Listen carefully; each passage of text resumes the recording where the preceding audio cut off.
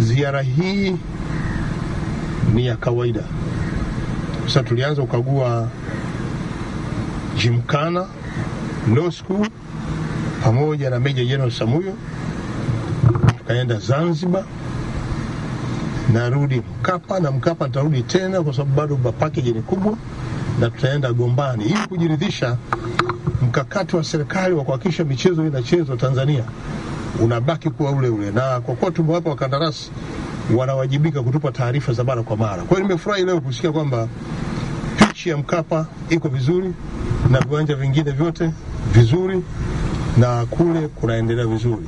Na hapa sasa sisi tumefurahi kusikia hilo. Tuliposikia kwamba uwanja huu hautatumika, tulipata shock kuonekana kwamba labda watu wetu tuwapa kazi ya kutengeneza hawajawajibika. Lakini seme hatuingilii maamuzi ya shirikisho la mpira wa miguu Tanzania, hatuingilii maamuzi ya shirikisho la mpira wa miguu Afrika, wala hatuingilii maamuzi ya shirikisho la mpira duniani. Sisi jukumu letu ni kuimarisha miundombinu, na hapa tumekuja kukagua miundombinu, na bahati tumepata taarifa miundombinu hii inaweza kutumika hata leo na kuendelea.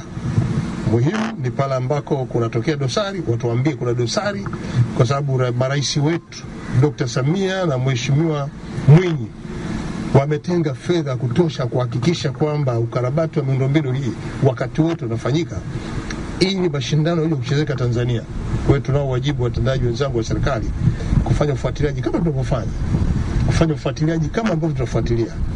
Kwa hiyo malalamiko yanaweza kuja kutokana kwa hayo kinachosikika hicho. Hiyo ni shirikisho la mpira miguu Tanzania na klabu yenyewe.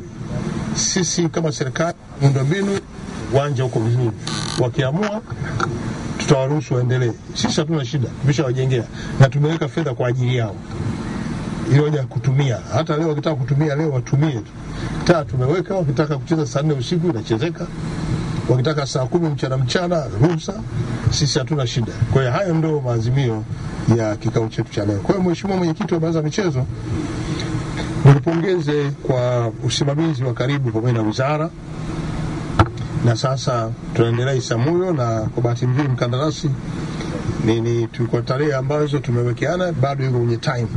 Kwa hiyo hatuna mashaka na yeye, na kampuni hii inaweka viti na huko installation inaendelea vizuri.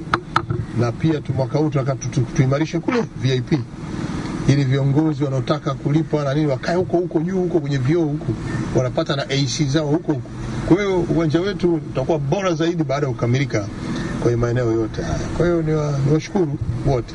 Mheshimiwa Waziri nakushukuru, Katibu Mkuu muendelee kusimamia, Mheshimiwa Mwenyekiti Baraza la Michezo na mtendaji wetu wa Baraza la Michezo, wakandarasi na washukuru sana wote, muendelee na kazi. Na baada ya hapo ni waage sasa, tutawajulisha tutakapokuja tena kukagua maeneo ya ndani ili tuone maendeleo hayo.